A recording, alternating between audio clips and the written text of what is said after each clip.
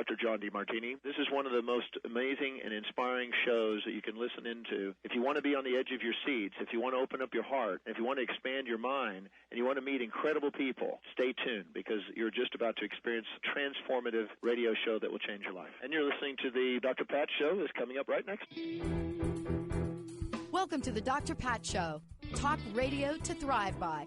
Powerful, inspiring, and coming to you live, bringing you stories of people like you and me, busting through and living life full out.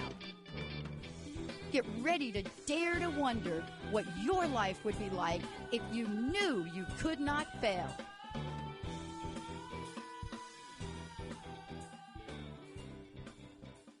Oh my goodness, wait for this, everybody. What a great show we have. You know, I want to introduce you, if you don't know who Anahata Roach is, if you don't know that she is one of the most sought after, the crystal coach. This is somebody that has said yes to a passion and a purpose that goes far beyond the words that we're going to be able to express today. You know, when you think about her therapist for over a decade, and you think about what she has integrated in terms of her knowledge of crystals, the energetic form of those, the stones, what she does to bring things in, whether it's students that she teaches, whether it's one-on-one, whether it's group, it doesn't matter. Integrating her entire life's journey and who she's become to be here today is what this show's about. But like so many of us, you're going to get to know her, but you're going to get to know her in a different way. Because this episode is about finding joy by escaping from fear. And I mean that because if you know a little bit about fear, not at the intellectual level, not there, but if you know about fear at the psycho-spiritual level, then what you understand, fear, anxiety, depression, overwhelm, frustration, anger, you just pick your poison, whichever that one is. If you know that, then the question then becomes, how do we escape from the prison of it? Because fear, the many shades, I like to call it the 50 shades of fear, those 50 shades of fear grab a hold of you. And whether they're heavy shackling chains that are wrapped around your neck or a tiny little bungee cord, it's still pulling at you. Today, you're going to hear about an inspirational journey about what does it mean to understand, one, you are a prisoner, and then two, do something about it. Anahata, thank you for today. Thank you for this topic. Thank you, Dr. Pat.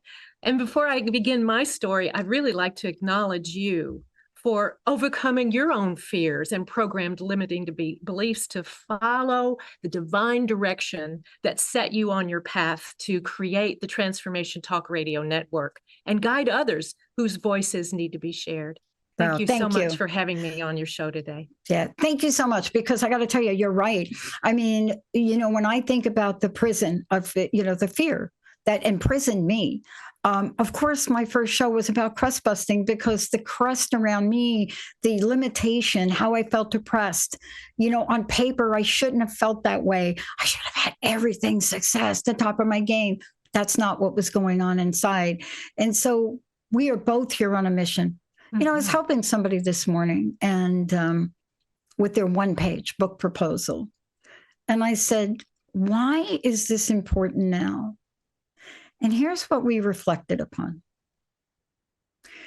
It's great to think that we've just gone through 3+ years. No, it's not 2 years, people. It's not. They're 3+ years. And even today, we're masking up. Without understanding the fear, the anxiety, and the biofilm that has encapsulated our fear, protected it, so that we just don't know where to begin. And that's why you're talking about this today. Tell us about your freedom journey. Thank you. Well, all of us, as you touched on, have faced fears in one way or another. Fears of not fitting in or being good enough. But be it physical, emotional, mental, environmental, economic, mental, spiritual, whatever. We all go through this life with some type of adverse experiences that shape who we are. My story is actually from the cultural perspective of Southern white privilege. As a child, if you think of fear as, fearing for your life, I never experienced that my life was in danger. But what I did experience was different aspects of fear that didn't relate to constant life threatening, but the experiences of projected fears of my parents and cruel teasing at school. And that formed the basis for my limiting beliefs that ultimately blocked my ability to feel joy. And I didn't even realize it. I grew up in a loving but very dysfunctional home and had lots of joy as a very young child. I've got memories of running like a pack of feral dogs with other neighborhood kids along, in the backyards where there were no fences. But something shifted as my middle sister came into the scene. It had to do with finances, I believe. I didn't know, but all I knew was that more and more my mother and dad were having arguments and shouting matches in the kitchen when I was put to bed. And as it got more and more intense, I felt anxiety around whether or not, my folks were breaking up. So it really kind of took its toll on my dad and my mom. Daddy, he used to have evening cocktails, right? And the pressure of trying to cope with this financial, whatever circumstance or situation they were in, he eventually grew into this functional alcoholism. And it really shaped my childhood because mother was kind of enabling that by pretending everything was okay. I was the eldest, so I was a fixer in the family, and I actually became very hypervigilant. And here he is, hypervigilance is a fear, right? To the signs of anger from my dad, because he really did have a hair trigger temper. And so, I wanted to try to keep my sisters safe. But to the outside world, we looked like a perfect family. And for me, I took on this responsibility of everything had to be perfect. And of course, we know that there's a lot of imperfection in this world. And so as I was doing that, then in the first grade, that's when I had this experience of becoming an outcast. And I didn't understand. My appearance apparently was deemed worthy of laughter as my face hadn't quite grown to my ancestral nose. And Anna banana nose, Anna banana nose. That was the chant. And I began to feel ugly and unworthy and not enough. Yeah. I actually would come home crying every day. Teasing creates self-consciousness and a fear of being seen. Kids can be so cruel, can't they? Oh my God. Are you kidding? People ask me why I go by the name Trish. All of my close friends, Linda, that's what you'll call me. Because growing up, you're either Fat Pat or Fatty Patty. I mean, kids are cruel. It's fascinating to really look back. You became the protector. Yes. And I think about that because my sister was the same, but it was too much for her. It took her toll. She was 12. She was 12 years older than me. So she took the burden of an alcoholic mom, drug addict mom, who back then, that's what you did. When women were too feisty, you gave them drugs, prescription drugs. But here we are. We emerge from that somehow. It's not that we emerge unscathed. Okay, that's not it. No. But there are many of us that have been trapped in fear. Why do you think that is? And I'm always curious because I talk to people and they say, well, if you think it was bad in your generation, you should have been there for mine. And I get that because I think we've evolved to understand some principles about humanity and how to treat children now. Right. Beating them in school is not the idea. Right. But that's what kind of was our norm, when we were growing up. I want to, before we get to the second question, I just want to say that if I fast forward, I actually, after I graduated high school, there was no option for me. The program was, I was expected to go to college. and get trained to have a career. There was no other, I didn't even think of that I had any other kind of option to do, because that was the program, right? Mm-hmm. And so my parents had set that in motion, and I just went right with it, right? So, in corporate life, I would have never, if you had told me that at one point or another, I was going to be this metaphysical energy coach or holistic practitioner, are you kidding me? I mean, I drank the Kool-Aid, baby. I identified first as my job and title and my company, second as my husband's spouse, third as my son's mother. What's missing there? Anyway, that's the day that I had the spiritual experience that changed everything. So that's why, I'm here today. Now, as far as the fear aspect that you asked me about, why are so many of us trapped? I really have a theory about that. Fear is a dense 3D energy. You can literally feel it go through you, right? Have you ever been at a traffic light and someone next to you has music blaring and the bass level up so high that even with the windows up in your car, everything's shaking? Yeah, that's probably me. That's probably me in that car. Well, but that's the equivalent of how fear goes through you. It's a dense vibration, and it's easy to access. So, look around. I mean, everywhere you turn, you see, or on the news, in the media, the social media, the advertisers, there's a content of conversations around the dinner table that are filled with fear. And if you grew up with fearful programming, like I did, like you did, it makes it makes it all the worse, really. For me, I grew up with this fear of judgment from others, and that feeling that I wasn't enough or as valuable as others, right? So, I mean, God love him, my father did his best to empower me by discouraging me from what he did, because I wanted to go into what he did, was advertising. Mm-hmm. He said, oh, no, you don't want to do that. And, he and my mom put me through college. I mean, God bless her, Mama taught piano at home, and her piano money sent me to college.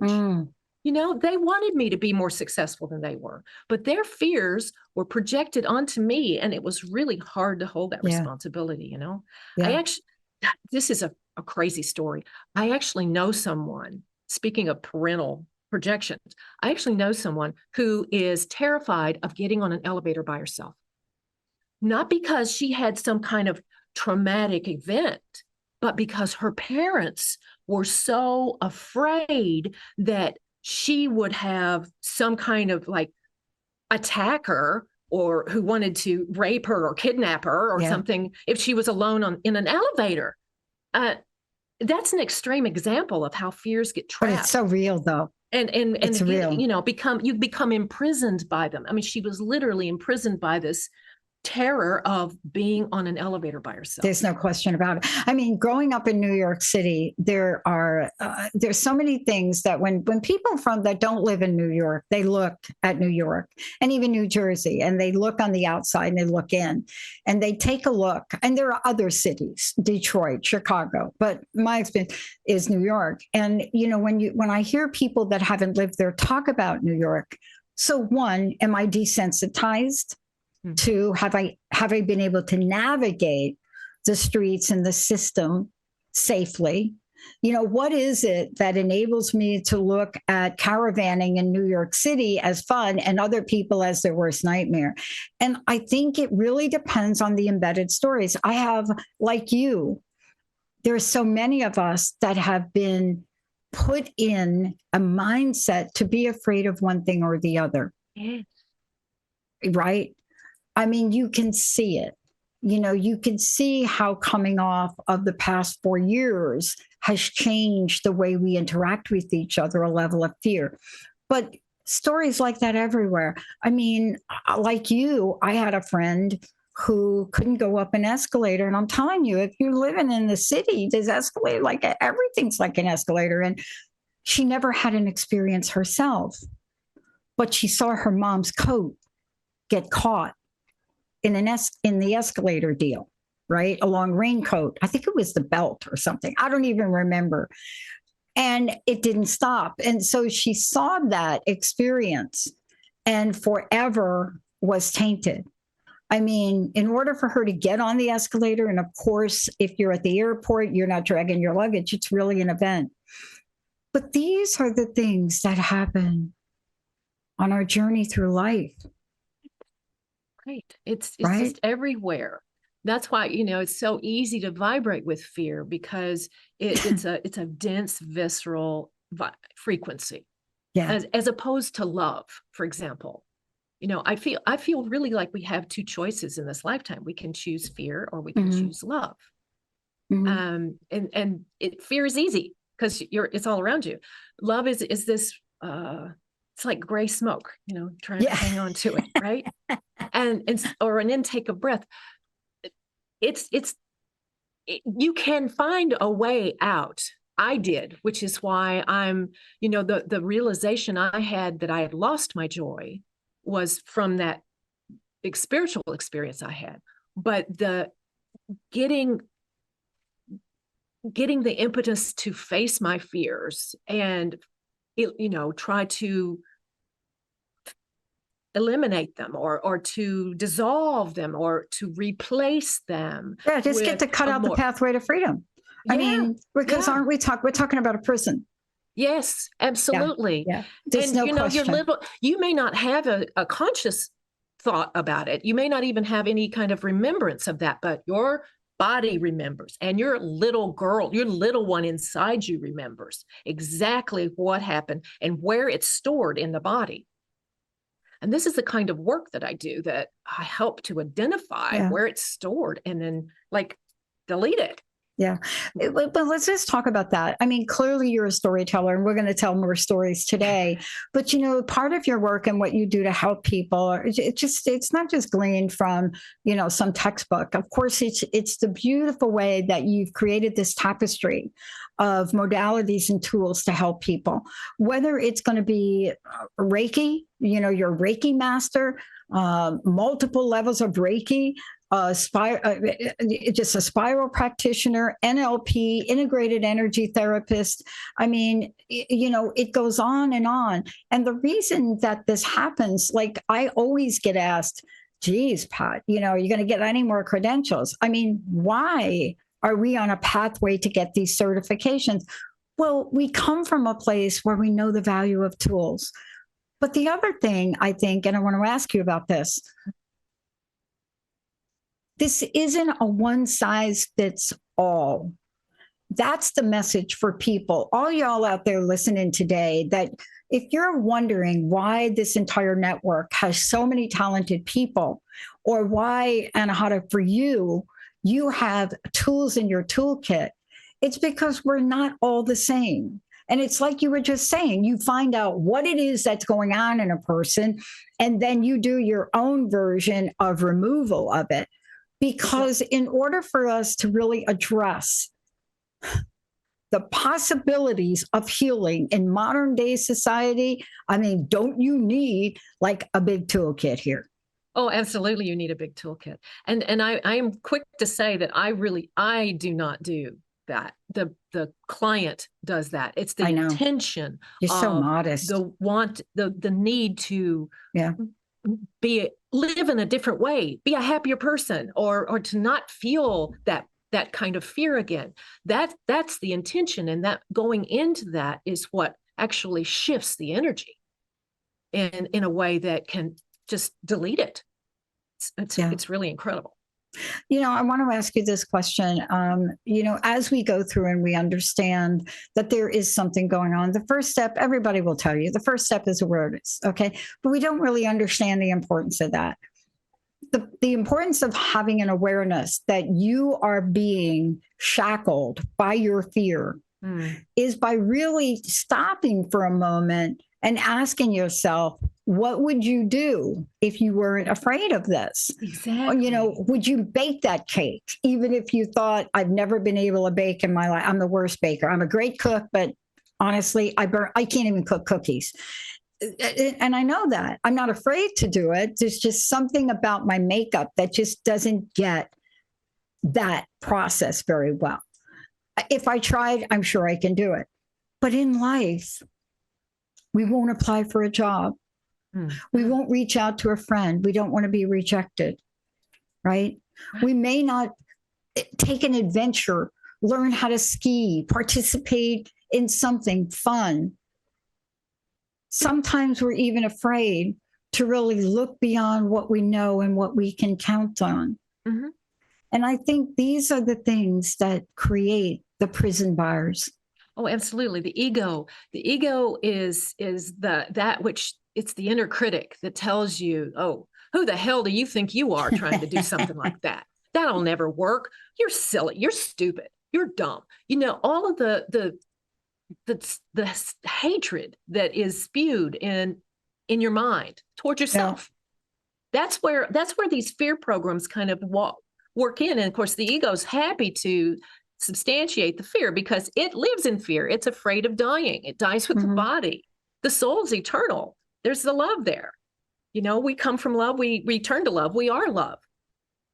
The joy that we can have access to is shunted by this dense, blocked energy of fear.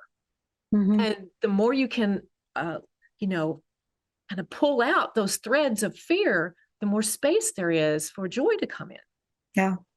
And this is really why we're talking about this today. One of the things that I've seen, and I'd love for you to comment on this before we go to break, is once upon a time, as I've been told, somebody told me, I think my parent, my mom, my dad, my grand, I don't know, somebody told me that the things to be afraid of were more evident to us. And so what were they saying? You go back a generation or two, let me just tell you this. One day there wasn't a cell phone. And I think in 1991, there was cell phones. And I worked at the phone company. So I understood this intimately, the birth of the cell phone. I really did. Back then, I worked at Belcor, which was instrumental. Belcor was an offshoot of AT&T. And contrary to where we are today in the world, those systems were designed. That software was designed by the old Bell companies. Nobody replaced those systems. And so we watched this. So here's a story for you.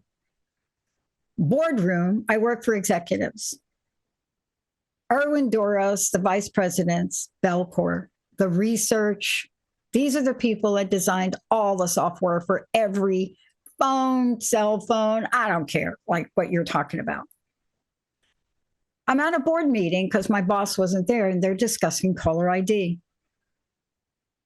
We don't think we should put caller ID. US West, which was US West at one point, they want us to include caller ID software in the launch of the cell phone. And I listened to them go around the table and they were arguing that caller ID would be an absolute no for women. It would be the most hated feature on the planet. They were all men. We're in the boardroom. Just the most ridiculous thing we could ever do. Women are not going to want caller ID, blah, blah, blah, blah. And I'm in the room. So Bob turns to me, one of the VPs, noticing I'm a woman. And he looked and he said, wait a minute, let's ask her. And you could hear a pin drop. And he asked me, he said, we're doing caller ID and we're discussing whether or not the phone that's calling you should show up on caller ID. As if you hadn't heard the rest of the conversation previously. And he said to me, what do you think? Is that a stupid idea? Erwin is saying women are not going to want. I said, to the contrary. I said, you're living in a world where you think women are sitting at home and they're doing nothing but that. And I said, do you know how many calls, even if that's true, even if you're talking about my mom, do you know how many calls my mom picks up on that phone that she wishes she would have never answered? Of course we want caller ID. Of course we want to know. And I turned around and I said to them, and he said to me, well, what about people you don't want to pick up? I said, just block their numbers. Interesting. right? That I happened to be in the room that day because you listened to 2 hours of fear notes of what they thought women would not want and be afraid of. And that's just one typical example how fear infiltrates everything we do, every marketing, every bit of advertising. Look, just watch some of the late night channels that, are positive, let's say. And every commercial is about a pill, potion, or lotion that you need to be aware of and take, something you need to inject in your body, because if you don't, it's going to get you. Right. That's what I was saying earlier about advertisements are all fear-based. Marketing is fear-based for the most part. And they make them fun, though. I mean, it's so brilliant. So when we come back, I want to talk with you about how do we rip the veil? How do we rip that mask off of fear to see it for what it is, and then to flip it on its head to show it its place that it needs to go for us to experience joy in life, because that's what you've done. So let's just take a minute. But before we go to break, how do we find out more about you? Just give people lots of information, right? You're intuitive, you're a teacher, you're an author, you're a speaker, but we need to know how to get a hold of you and connect with you. Sure. My website is https://thecrystalcoach.com. And what I do and all the services I offer are listed there, and how to get in touch with me is also there. I'm available for 30-minute free consultations, and you can book them through my website as well. All right. We're going to take a short break. When we come back, let's think about that.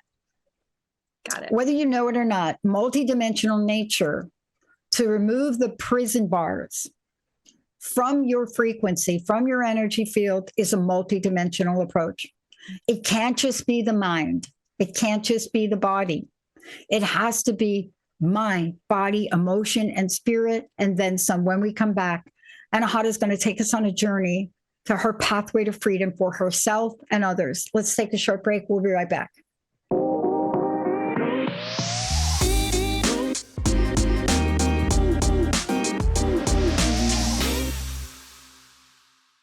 Welcome back. You're listening to the Dr. Pat Show. Anahata Roach is joining me. Look, before we go, again, would you please tell everybody the website? It's thecrystalcoach.com, right? Correct. Yes, thecrystalcoach.com. Real easy. Yeah. Many, many things. But most importantly, we deserve the pathway to freedom and joy. We really deserve that. I don't think anywhere that I've read in any one spiritual path, including Buddha, where we end up deserving suffering. It may be a stage, right? Mm-hmm. My boss used to say, pain is inevitable, suffering is optional. I never understood that until recently. But in the world we live in, we have years and years of life that we experience. We have things like you talked about, like I talked about. And they don't always show up in an ordinary way. They show up in different ways. Sometimes they're insidious. Sometimes they're small. You think they're small-minded. Other times they accumulate, but they come from a base of something, right? I was talking to Linda. We got a bunch of snacks for our producers in the office, right? So I just went on Amazon, I got them. And some of them, the packages looked too small. So I got like 2 or 3. Apparently they got a load of food that came into the office, right? I'm working remotely on a project. So for Linda, they're all in Linda's office. And we were talking about it. And Linda said, are you going to do an inventory? And I said, no. And she said, well, don't you think we should do an inventory? And I thought, should I do an inventory? What would make me do that? Now, my finance person would say, Pat, you need to be a little bit due diligent and do a dang inventory to find out what you got and how fast everybody's eating them. And Linda comes from a place, how are you going to monitor it? This is it. How are you going to monitor it? How are you going to know when you need to reorder? Are there going to be guidelines? And I'm like, no. And so somehow each of us brings a level of fear, albeit diminished, that looks like concern. But if we didn't have fear and concern, what would the situation look like? What has been your experience of going through the journey of things? I know for me, I'm like you. I had an experience in the desert in 1997, and I wasn't the same after it. I can't explain how, but everything changed for me. I wasn't afraid anymore to stay on a career path that I could not stand. Yeah. I couldn't do it. But what was your experience like? You know, how was this journey movement for you? Well, the genesis of my awareness that I was being led someplace else was when I was still in corporate, and I was attending a weekend team building retreat. I learned that there was a labyrinth on the property, so I was curious about it. I asked what it was for.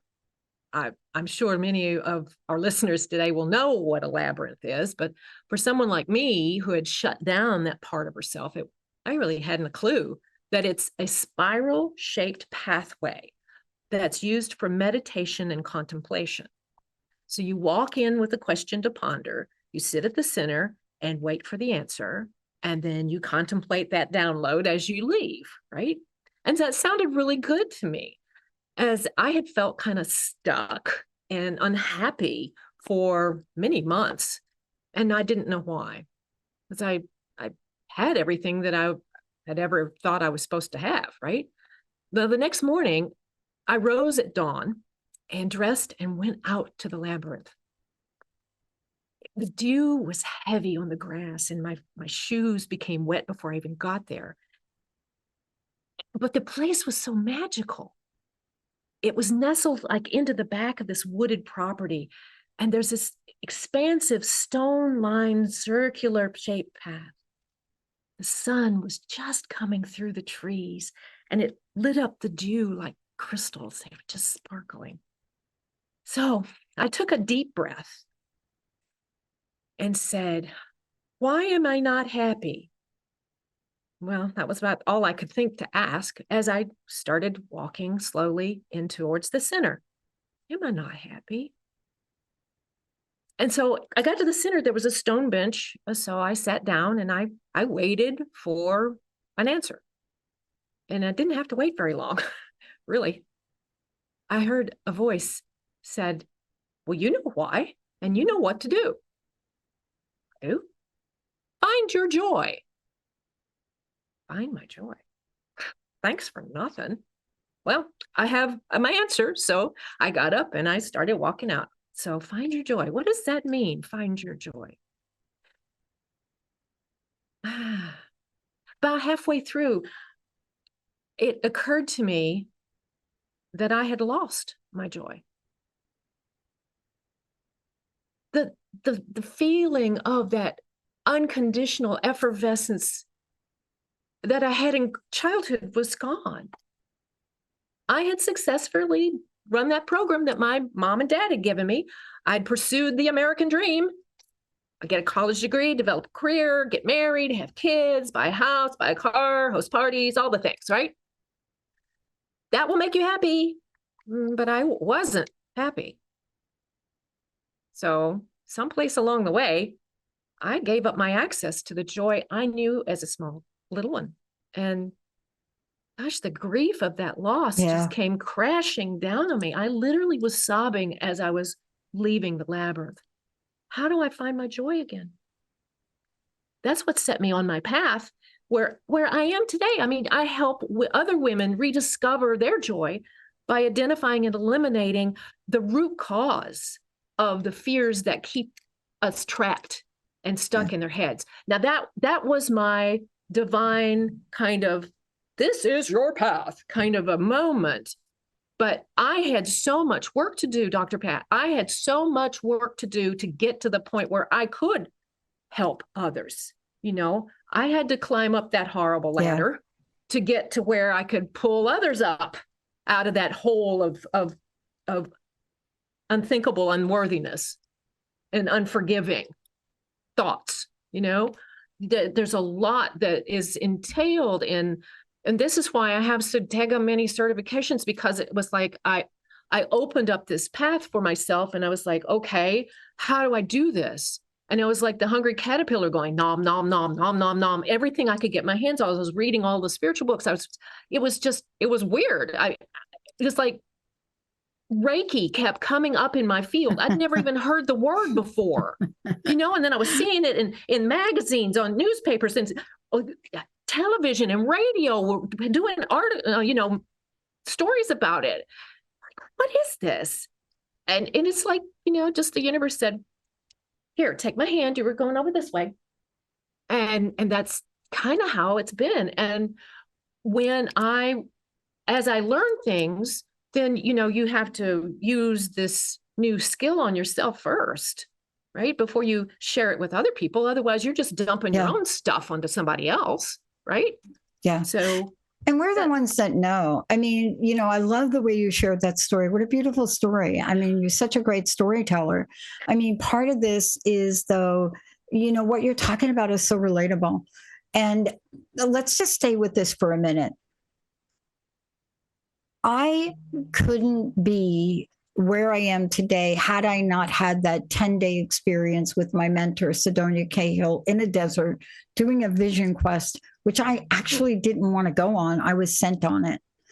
And when you go through that experience, you have a new level of awareness.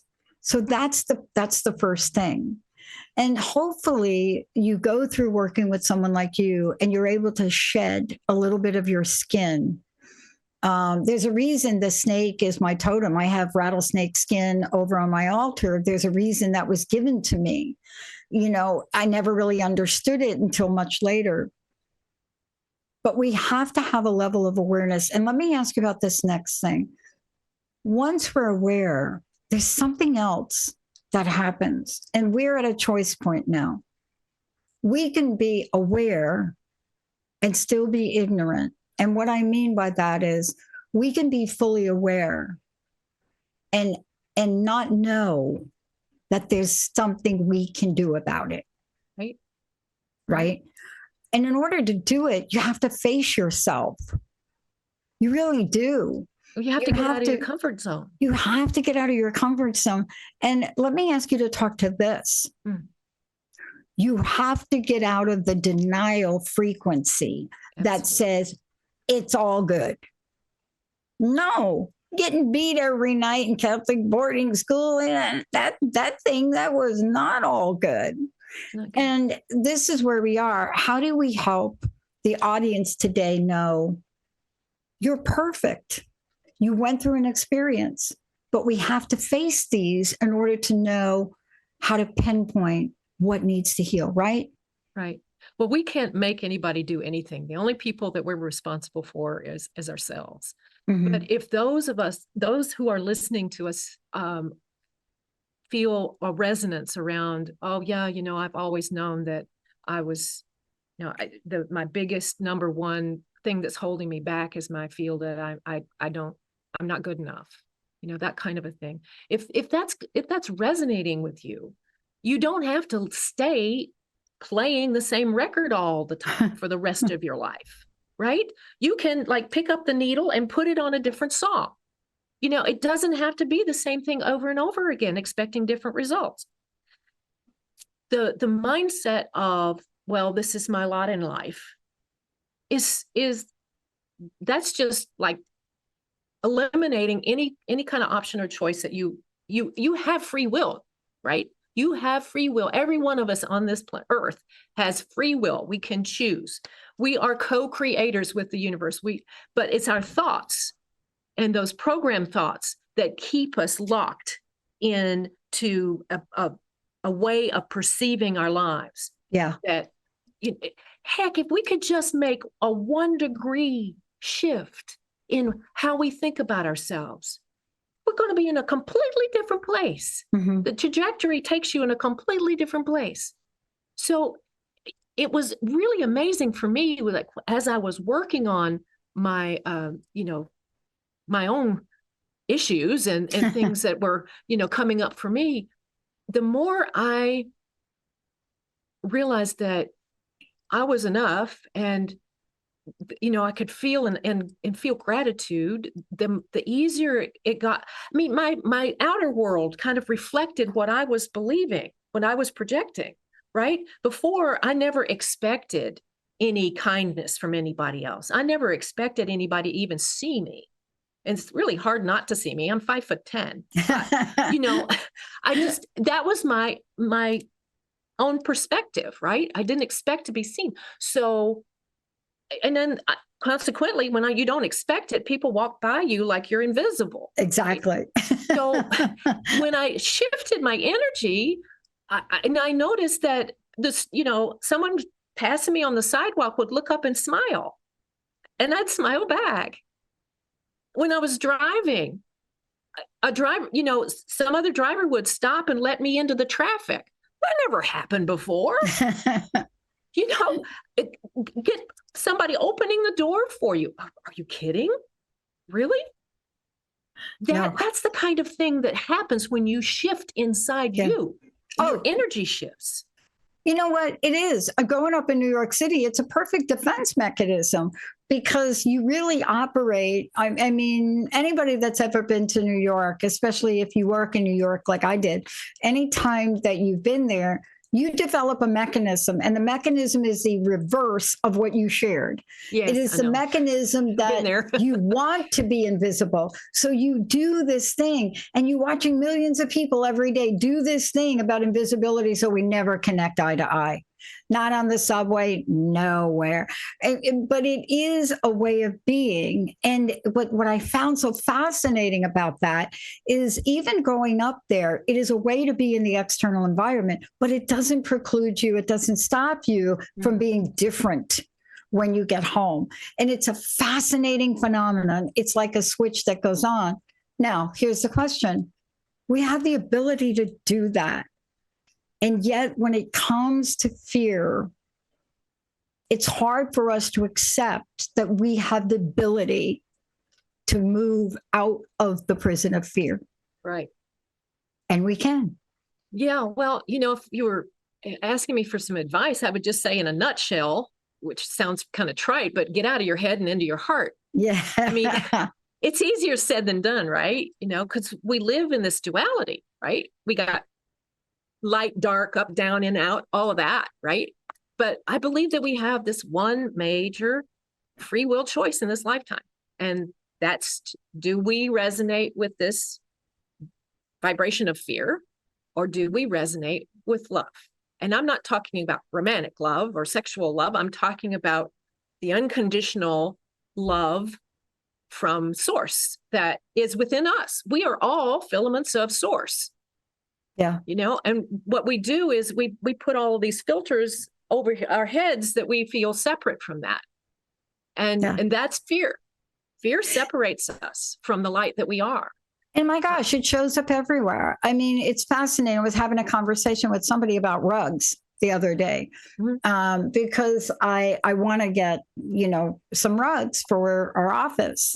And I have to be very mindful because we already have rugs, but to put rug on top of rug without people tripping on them. So for my office, so I'm looking at them and they were surprised at the color that I was looking at. And we got into this conversation. What chakra was it? Red. I love red rugs. Now I have a lot of Persian rugs. There's a whole story behind the rugs that I have in the house. Part of the Afghanistan movement back in the 80s were the people of Afghanistan sold rugs to fund their freedom. And a number of the rugs I have were from people in Afghanistan. And there are that color. I love these red rugs.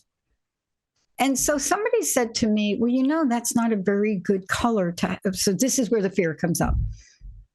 And by the way, it's the year of the dragon. So I looked at a beautiful gold and red dragon rug. So this is where now everybody thinks I've lost my mind. I don't. But all it takes is one word. So how many of you have had these great ideas or really expressed your desire, and somebody says to you, Well, you know, Pat, red is going to block your prosperity.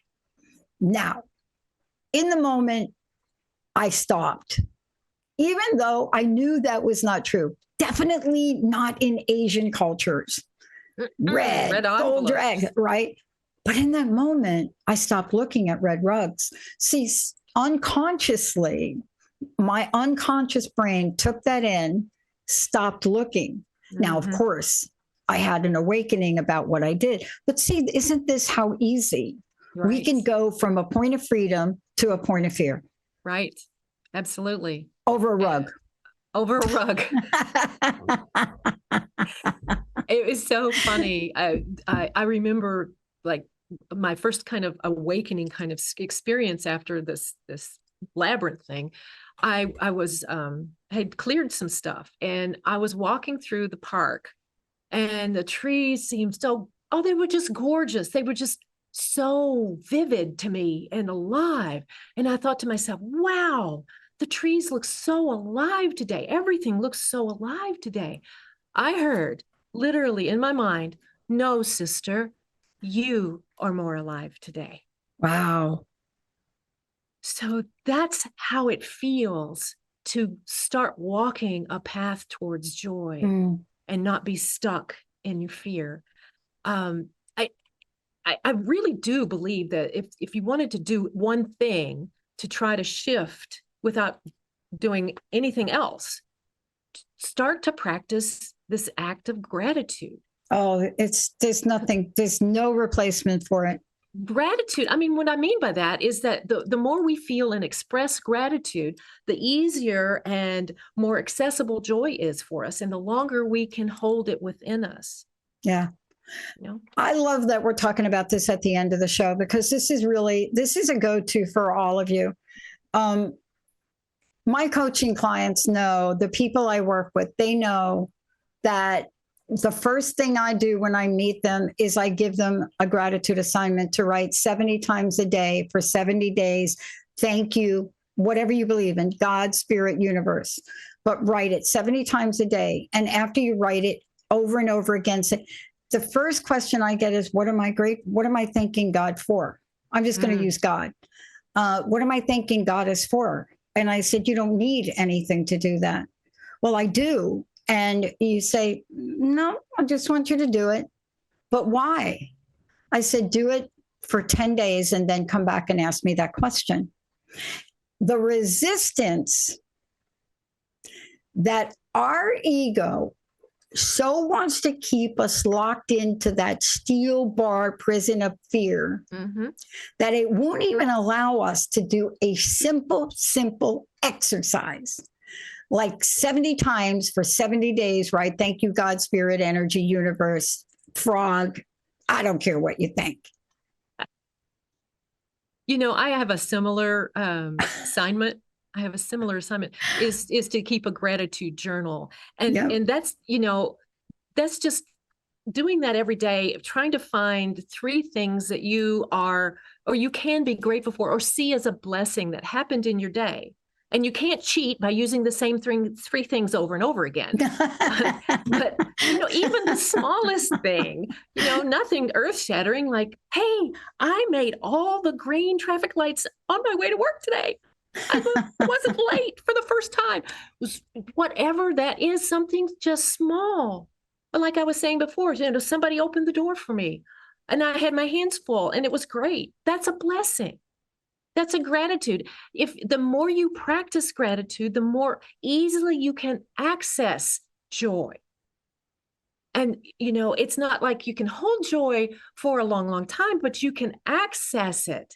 You're like standing at the doorway, the portal to joy.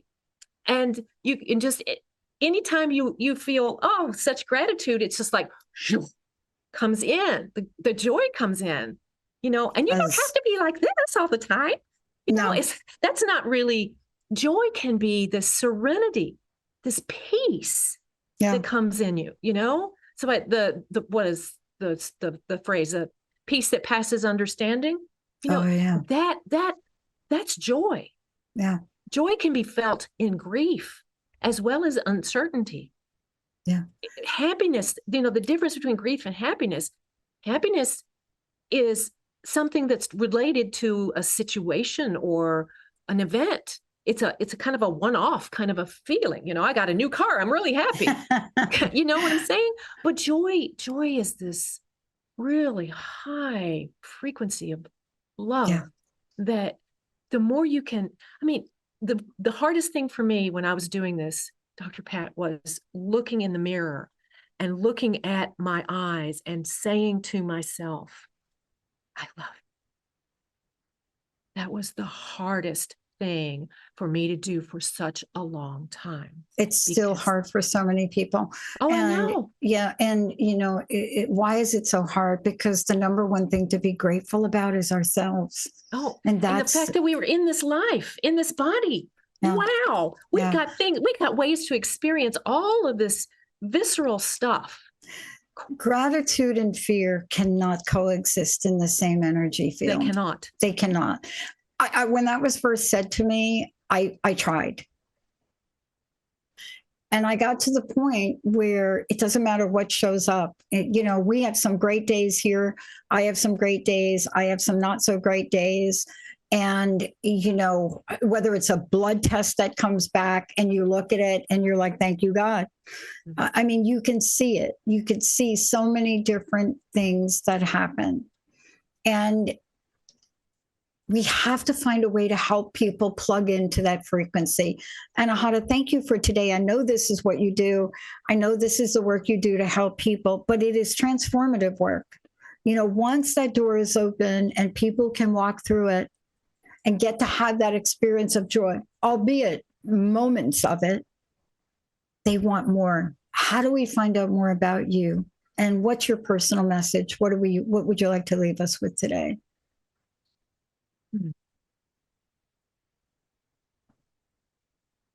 Just that the spiral process is probably the most efficient way I've ever found to get the keys and unlock the door to your fear prison cell. It helps you identify the emotional programs that keep you stuck in a limiting belief and simply just delete it. These are often programs that the conscious mind has buried. But as I said before, the body and the inner child know where they are. When we're given repeated emotionally charged messages from our parents or other authority figures or friends around our self-worth, through example, like guilt or fear or shame, that begins a process of programming a belief that we're unworthy. And after a while, you actually may begin to believe these ideas and choose that to perceive your reality in that way. It has a different impact on your ability to feel joy. Mm-hmm. I'm actually offering, I'm opening my spiral container in April for individual spiral journeys, which are held online or in person, depending on where you are. In 8 weeks, we clear belief programming around 22 different emotions. Great. From the densest to the highest vibrations and back down again. It's a life-changing experience that one has to be fully committed to. And you know what? Easy. You don't have to do it alone. And this is really, this is my message to everybody out there. I know we've been through a tough couple of years where we really had to step up and be by ourselves and be independent, make it happen. You don't have to do that anymore. And the fastest way to get to the path of freedom and joy is to take this journey with somebody that knows what they're doing. And that's Anahata. Thank you so much for this today. thecrystalcoach.com. That's the best way to find out about you. Also, your show as well. Mm-hmm. And Crystal for those of you, please reach out. Give yourself the gift. If nothing else, have a conversation to see if you're ready to open the door to more joy. Thank you, Anahata. Thank you, Emily. Thank you so much to all of you out there. And again, remember, don't take the journey alone. None of us have done that. No. We'll see you next time.